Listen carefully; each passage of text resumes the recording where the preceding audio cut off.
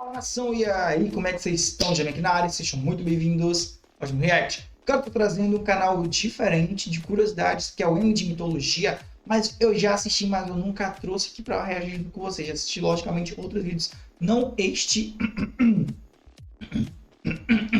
não este em específico.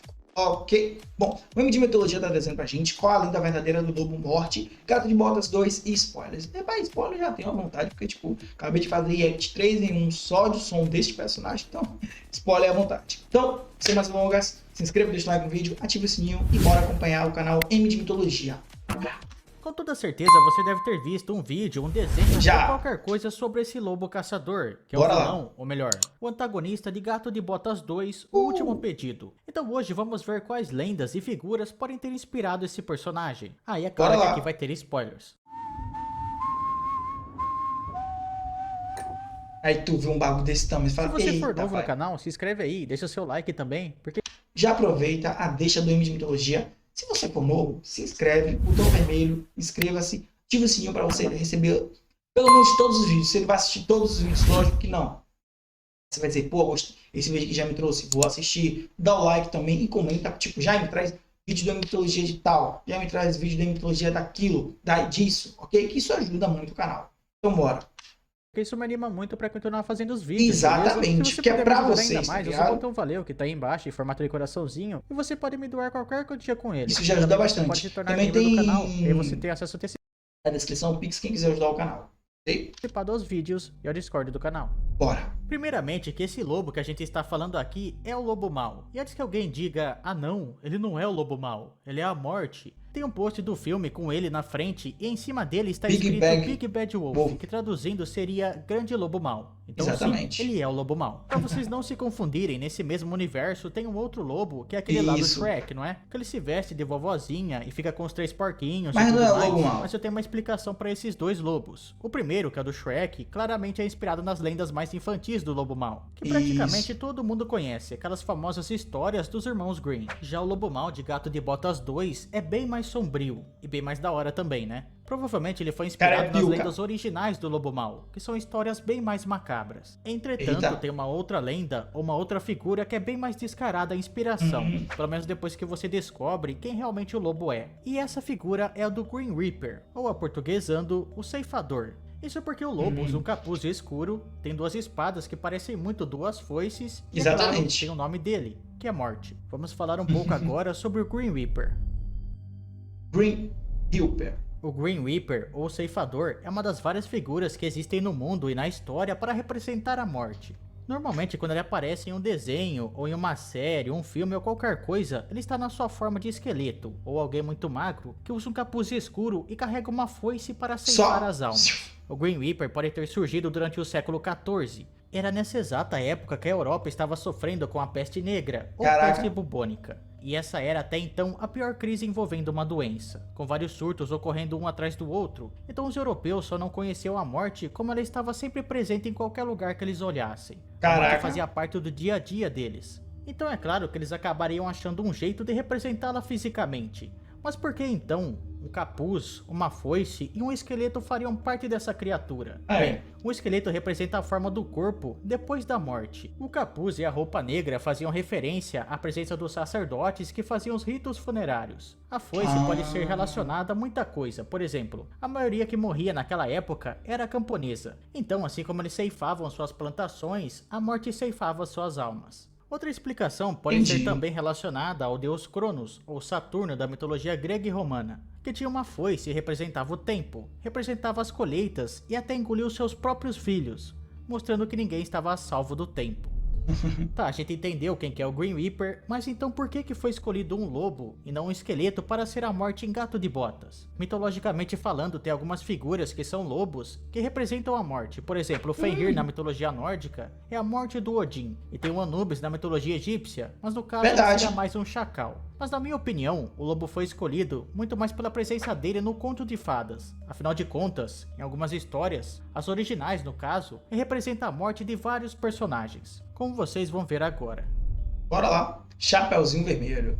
Chapeuzinho Vermelho, ou Capuchinho Vermelho, quando ouvimos pela primeira vez, é contado que a Chapeuzinho e a vovó saem felizes, salvas do lobo por um caçador e tudo mais. Acontece que originalmente não é bem assim que acontece. A primeira versão da história foi mencionada pelo francês Charles Perrault.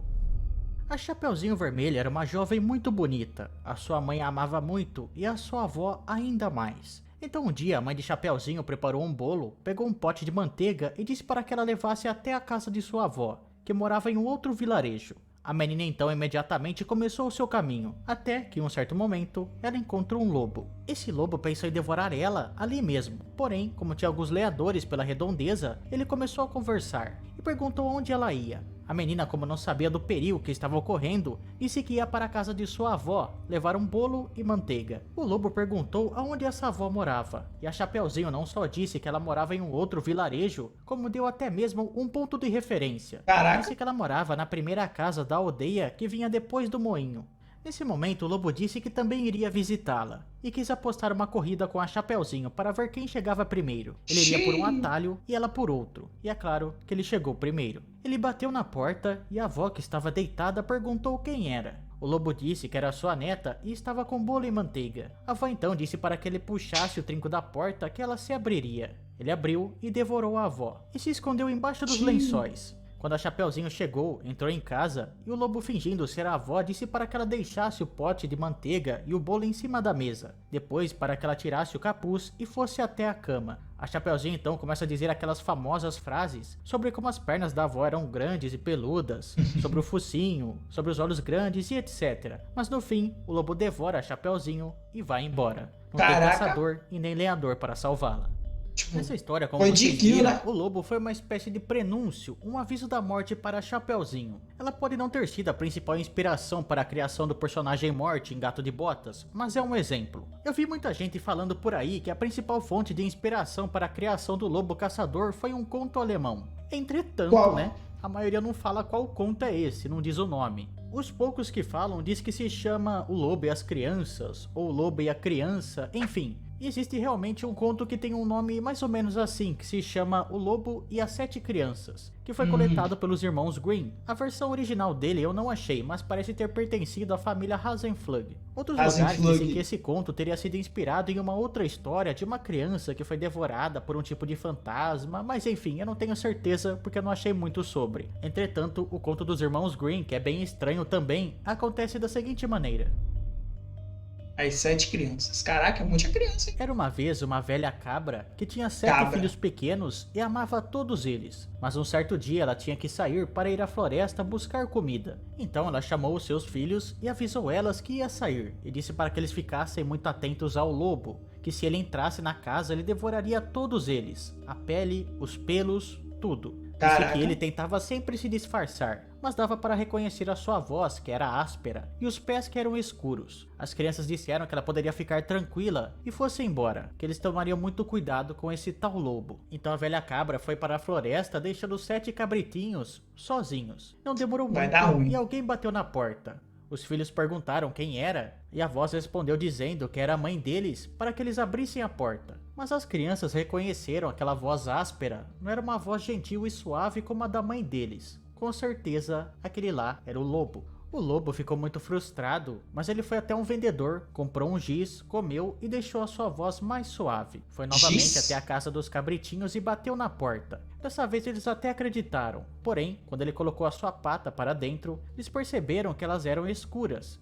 Então fecharam novamente a porta. O lobo foi até um construtor e pediu para que ele passasse massa nas suas patas porque elas estavam quebradas. Caraca! O construtor disse que não iria fazer isso porque ele achou muito estranho. Porém o lobo disse que caso ele não fizesse, ele que seria devorado. Então agora, com as patas parecendo brancas, ele foi novamente até a porta dos cabritinhos. Bateu na porta, falou que era a mãe deles e eles acreditaram. Quando olharam para as patas, elas estavam brancas, então eles pensaram que realmente fosse a mãe deles. E o lobo entrou na casa. Quando as crianças perceberam que era o lobo na verdade, elas ficaram desesperadas e foram se esconder em vários lugares. Um pulou embaixo da mesa, o segundo na cama, o terceiro no fogão, o quarto na cozinha, o quinto no armário, o sexto embaixo da pia e o sétimo na caixa do relógio. mas o lobo encontrou todos e, sem muito problema, engoliu todos. Entretanto, ele não achou o filho mais novo, que estava na caixa dos relógios. Depois disso, ele foi descansar embaixo de uma árvore. Quando a mãe voltou, ela viu a porta escancarada e tudo revirado. Ela achou o seu filho mais novo, que contou tudo o que tinha acontecido. Então a mãe saiu procurando o lobo e achou ele dormindo embaixo da árvore. Ela abriu a barriga dele, tirou os seus filhos e encheu a barriga do lobo de pedras. Quando ele acordou, ele estava com muita sede, então ele vai até um poço para tentar beber água. Mas quando ele se inclina, as pedras fazem com que ele caia dentro do poço. O lobo fica desesperado, mas as pedras puxam ele para baixo. Que reviravolta! Ele morre afogado. O mais macabro de tudo é que nessa última parte,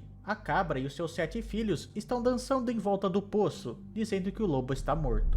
Bem, essa história, como vocês puderam ver, que plot! É a mesma coisa da Chapeuzinho Vermelho. Até Sem a moral final da história seria feliz, igual, né? que você não deve conversar com estranhos, ou no caso dos 7 cabritinhos, você não deve abrir a porta para estranhos. E o vilão da história é o mesmo, o lobo mau. E assim como no filme do Gato de Botas, ele está sempre tentando ir contra o protagonista, tentando matar ele. E no final das histórias, ele está sempre ensinando uma lição. Bem, agora a gente entendeu por que a escolha foi o lobo mau e por que ele é a morte no filme. Mas e a principal característica dele, que é aquele assovio? Bem, para isso eu pensei em duas possibilidades. A primeira é que eles colocaram no filme simplesmente para ficar mais sombrio, e a segunda é que eles podem ter tirado isso de duas histórias. A primeira delas é uma muito famosa, que é dos 3 porquinhos. O assovio do lobo é para indicar que ele está chegando, que a morte está chegando. E na história dos 3 porquinhos, quando ocorre o sopro do lobo, também é o indício da morte. Mas vamos ver a versão original do conto, que aí vocês vão entender melhor. Bora! 3 porquinhos.